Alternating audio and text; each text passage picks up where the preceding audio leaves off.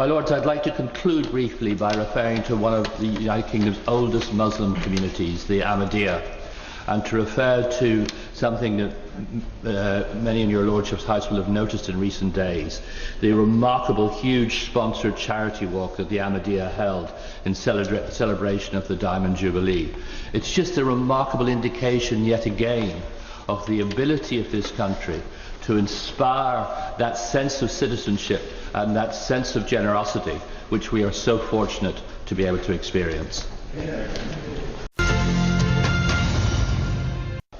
As a Muslim in Britain, secondly, Islam is under the microscope, and often headlines are made because of the work of splinter and radical elements who present Islam, in my view, in a negative and erroneous way. Well, it's clear to me there are many Muslim communities in Britain, including my own, the Ahmadiyya Muslim community, who demonstrate not through words alone, but through actions, that they are not just law-abiding citizens, but they are active, productive contributors to the economy and welfare of our society. So as we rightly condemn those who burn flags on the return of our brave troops, we should also recognise the efforts of Muslim communities such as mine, whose youth groups have raised thousands of pounds through poppy appeals, and indeed, as Lord Bute said, have most recently celebrated Her Majesty's Jubilee through raising £250,000 for British-based charities. My Lords, like other peers, I recognise that communities, all communities, serve actively on the front line. They serve their Queen and country.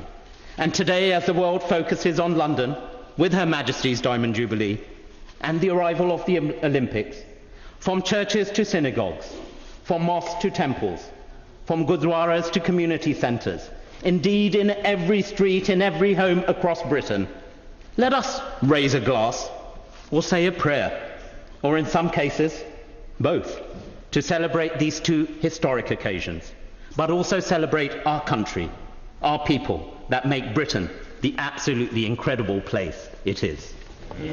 State multiculturalism in the UK has failed. The Prime Minister outlined his vision while attending a security summit in Munich, and whilst thousands of far-right demonstrators took to the streets of Luton in an organised protest, leading to some questioning not just the content of the speech, but also the timing. Let's talk through some of that with Conservative peer Lord Tariq Ahmad. I mean, you've got to say, haven't you, in all of this, the timing couldn't have been worse.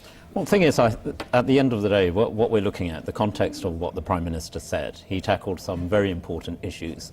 And what he set right from the outset, and I think there has been some comment on it, is the importance of dissociating Islam from extremism, and that was the central point of the message. What's happened with the EDL and the EDL protests is appalling in terms of what they are standing for as well. And the Prime Minister, again, it reiterated in his speech that any kind of extremism, be it based on religion, colour or any kind of prejudice, is just not part of what British values are about. And yet people are looking at this and saying this is nothing more than finger-pointing at Muslim communities, because whether he knew in advance this protest was taking place today or not, he could have tied this into the speech. The fact that he focused on Islamists is a problem. No, this is where the differentiation has to be made. Mr. Cameron, the Prime Minister, was very clear right from the outset that Islam and extremism are two separate things. And he said that right at the start of his speech, right up there. So let's be quite clear. And he talked about 1 billion Muslims across the world, the majority of whom practice the faith of Islam, which by definition means peace, peacefully.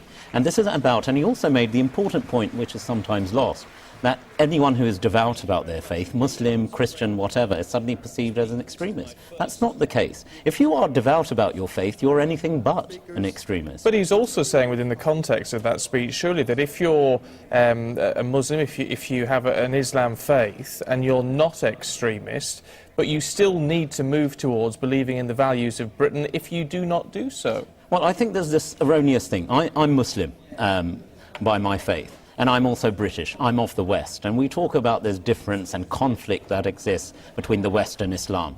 Am I self-conflicted? Of course not.